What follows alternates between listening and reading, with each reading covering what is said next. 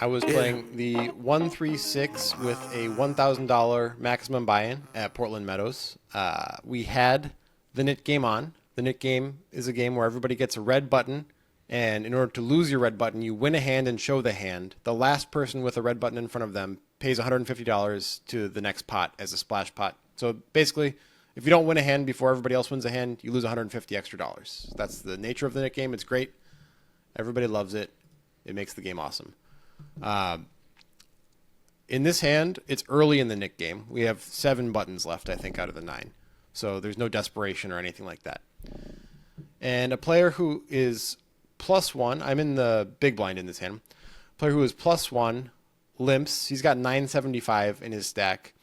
This guy is very bluffy, very loose pre-flop. Like, he's trying to win with every combo is what it feels like. He's like challenging himself to win with every combo in the deck. He loves 4 deuce.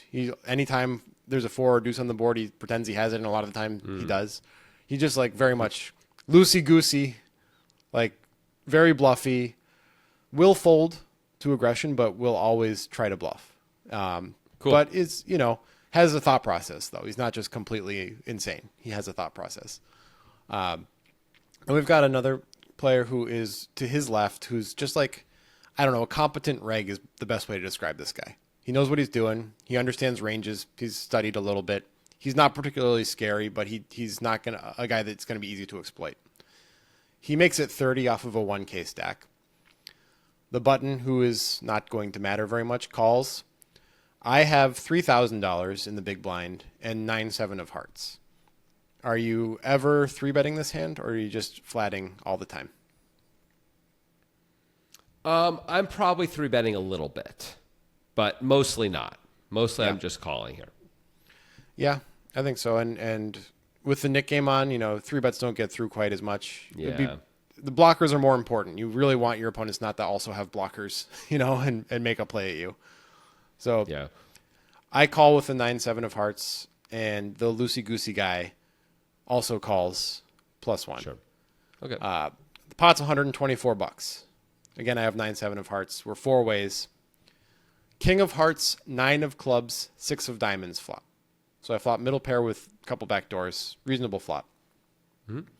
I check. It checks all the way around. So I feel Cool. pretty good about this hand right now. Yeah. The turn is the deuce of diamonds. What's your plan? Second diamond. I think we have a pretty clear bet here. The pre-flop raiser, and there's one guy behind the pre-flop raiser. They both chose to check. They're often going to bet their king 4 ways. Yep. We can actually get the pre-flop raiser sometimes to fold a better hand than we have, which is pretty awesome. We can still be losing for sure, but it seems crazy to give everyone a free card right now. So I fully agree. Yeah. What size do you want to go? 124 in the pot. And is it totally rainbow? No. Second diamond on the turn. Second diamond. Not totally rainbow. Okay, I think I just want to go like $75, $80, something like that. Mm-hmm. I bet 80. Good Cool. job. Thanks. The loosey-goosey guy, I don't know if this is notable or not, but he asks if I have a nip button. This is something that happens a lot in the Nick game. When somebody takes an aggressive action, somebody else will be like, hey, do you have a nip button? Like, Right. How should I react to you differently, whether or not you have a nip button? I don't know what to make of it necessarily. It's an interesting thing that happens in the game pretty frequently. I haven't really gamed it out in my head how to deal with different players with that situation. I mean, it implies a weakened range by the player who's asking. It doesn't mean that's the case, but it implies the fact that I need to know that piece of information means my hand might not be strong enough to continue otherwise. Yeah. If they're being honest. It also implies that they might think that I'm more likely to be bluffing, right? Of course. Well, that's part of it, right? Like I can call with a weaker range because you have a weaker range. Right. Because you have a nip button. Right. Well, he does not call. He raises to 225. Oh, okay. The other 2 players fold. It's back to you. What do you want to do? I mean, I'm sure this isn't going to be the end of the hand because you brought it to this particular platform, but I would just fold almost always in this case, I think. It seems a little tough to continue here. Our opponent can have 2 pair. He can have sets. He can have lots of stuff. He can make our life very hard. We're out of position even, which makes it even harder. I just want out right now. I haven't put a lot of money into this pot. there's no reason to put a lot of money in this pot right now. So unless this is a guy who we're so sure is so bluffy that we're just have to, lock it down basically and never go anywhere no matter what, I think I'm just going to abandon the hand right now. He is quite bluffy. I mean, as described, he's very bluffy. So I mean, are we willing to call $500 on the river? $600 we'll talk on the about river? that. Okay. I'm folding to most players, but let's actually talk about what his range is here. Okay. Including all of the bluffs that he could have, which are probably not random, like he's somewhat thinking, but there's a lot of draws on this board. What's the board again? It's king, 9, 6, deuce. Deuce, okay. So there's a lot of combo draws available. Yeah. Yep. I don't have diamonds in my hand, which is, at this moment, not necessarily good because I would like to be able to make a flush, but it does. Right. It unblocks bluffs. Right. No, I mean, still, that's in that way, it's good. Yeah. Yeah, I mean, so so when he raises the turn, I don't think he just has a king that often. I don't think it's very likely that he is going to limp with a hand that has a king in it very often. He's going to raise most of his kings pre-flop. So I'm mostly discounting a king. I think it's slightly possible, but it's mostly discounted because of the way he played it pre-flop. I also don't necessarily think he's going to raise that. So his value is he made a set or 2 pair on the turn with the deuce is mostly what it feels like. I guess he could have 9-6 specifically. Maybe you could have king 6 suited. I know you were saying you think he's raising most kings. King 6 suited feels like a candidate if he's going to be limping as a limping candidate. Yeah, I mean, it's possible, but I really do think he's raising that pre-flop. Okay. So I think he could have 9-6. I think he could have 9 deuce. Yes, I think he could have 9 deuce and 6 deuce and a little bit of deuce deuce, but he's probably raising deuce deuce pre-flop also. Really? Yeah. Okay, so he can't have 6-6, you don't think? I don't think he can have 6-6. I think deuce deuce is possible. I think 6-6 is pretty unlikely. So there's actually not that many combos of value now that if we're really if we can eliminate all that stuff, right? We're down to essentially 9-6, 9 deuce suited, and 6 deuce suited. Is that all there is? The 9-6, I'm pretty sure doesn't have to be suited for him. Okay. And the 6 deuce is probably has to be suited, but I'm not 100%. Okay. But of course, funny. He has all of I think he takes any 2 diamonds and does this. And there's other draws that he might do it with too. Like if he has 3-4 or 4-5, he might do this where he turns the draw. Yep. Obviously, I don't know what I'm trying to avoid on the river, but based on everything that we've talked about, have I talked you into a little bit more of a call? I would think part of it would come down to how apt is this guy to give up on rivers. Not very apt. The more give ups he has, the more interested I am in calling right now. Because that means I can play. It's easier to play against him on the river, right? Yeah, he doesn't give up very much. If he's not giving up very often, I just feel like we've got better hands to do this with, to continue with. Personally, we block some of the straight draws that we want him to have. That's not great. We don't have diamonds, kings, which is good. We have kings in our range, but I don't know if a king is better than a 9 against his range as described. If he's going to raise most of his... We have 2 pair in our range, though, also. We have a bunch of 2 pair, right? We have suited combos of 2 pair and some, maybe even a few non-suited I don't combos. have 6 deuce or 9-6. I do have 9-6. I don't have 9 deuce or 6 deuce suited. Okay. You have king 9 6 suited, which is 2 combos. I have king 9 and king 6 and king deuce suited. King deuce suited. Yeah. I have some kings, but again, I think a 1 pair 9 it might be a better hand than a 1 pair king to call this guy with. Yeah, because of the blocker situation against the actual value that he might have. So, I don't know. I feel like based on the player profile and where we land in our distribution with no diamonds in our hand, it kind of feels like a call to me. I could be convinced of otherwise, but I don't really know. Besides the hands that are clear calls, like 2 pair plus, what else are we calling with? Right. That's fair. That's fair. It's hard to have a sense of this because you feel so clear about what he has in his range and what he doesn't. Yeah. So these are guesses. I could be wrong, but I've played a fair amount of volume with this guy. So fair enough. Yeah. I'm not saying you're wrong by any means. I'm just saying that Like you have such certainty around. Obviously, certainty is a little strong, but you have a fair amount of certainty around a lot of this stuff. Like he doesn't have pocket sixes. He doesn't have king six suited, stuff like that. Sixes is right? possible. King six suited is possible, but I'm gonna like give him a quarter of the combos available, maybe of these hands. Yeah. My inclination would mostly be to fold here, even after all of that. But I understand why you would. But based on what you said, I understand why you'd consider continuing. But like you said, it's really hard to figure out what cards to feel good about on the river. Except in 9, there's almost no card that we're going to feel really great about if he bombs the river, right? So are you in this spot? Just to be clear, you're only calling with 2 pair plus. I think I still would be inclined to call with. I'm not necessarily convinced that a 9 is better than a king, even though I know you said you felt it was. I'm not 100% on that. Okay. Well, so you're calling with all of your kings then? I think I'd rather call with a king than a 9, I think. There's some value there where we do a little better against his draws, for sure. Well, yeah, I mean, if he has Jack 10, Queen 10, exactly. or Queen Jack, then we can beat those if they pair up. That's nice. Or Queen X of diamonds or whatever, same thing, right? The Queen X, So there's definitely something there. Yeah, so I don't know. I think maybe my analysis of 9 being better than a king is better due to his range, but there's still a card to come. So if that card could hurt the 9 more than it could hurt the king, I suppose. So maybe they're about equal. I don't know. I guess I just feel like this is such a dynamic board.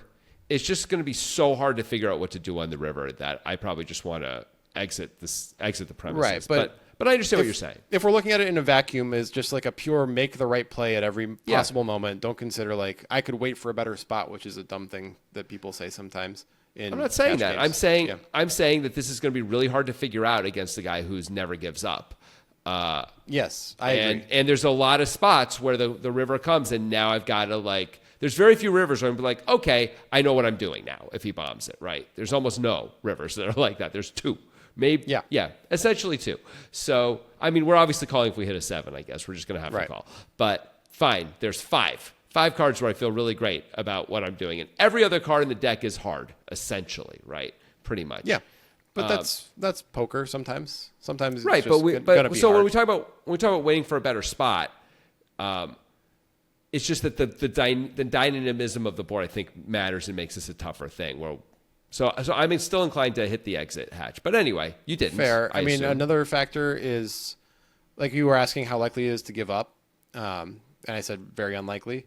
And I think there's some positives to that, right? Like, of course. if we get a card that feels more comfortable, he's blasting it, right? So, like, it's an opportunity for a big pot to come my way, along with an opportunity for me to lose a big pot. It's, it's a tightrope spot.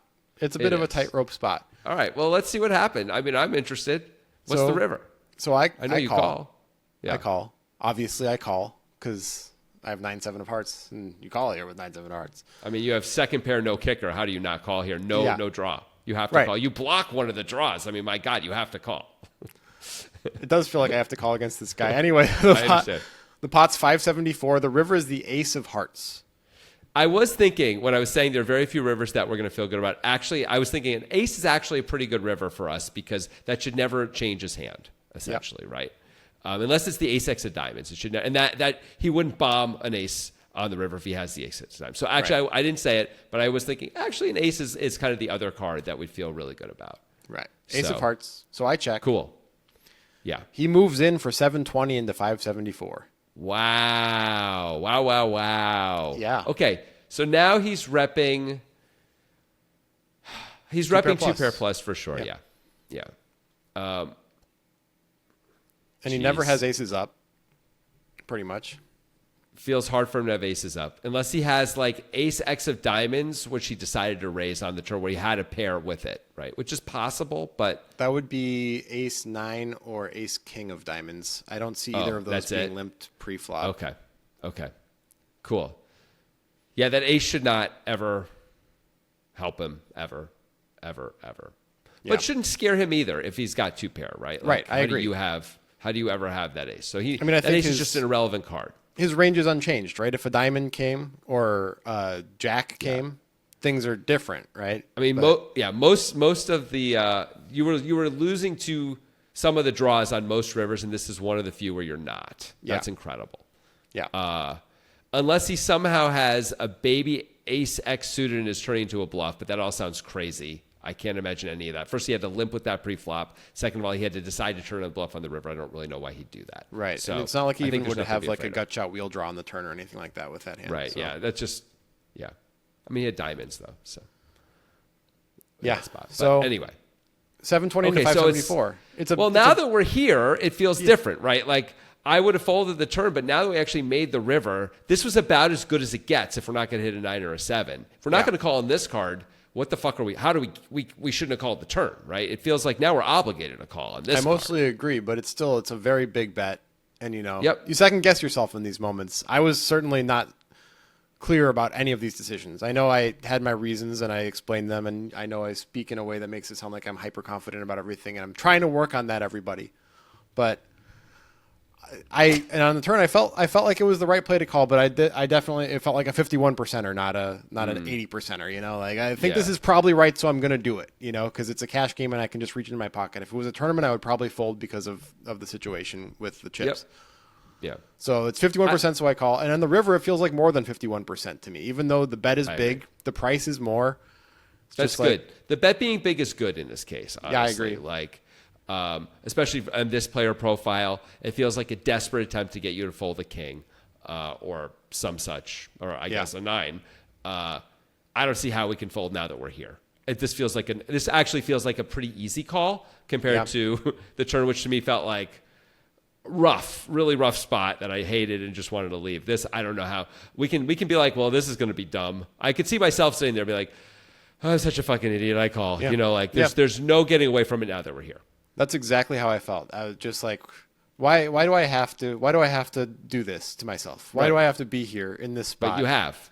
But I'm here, and now that I'm here, it can't be right to fold. It just can't.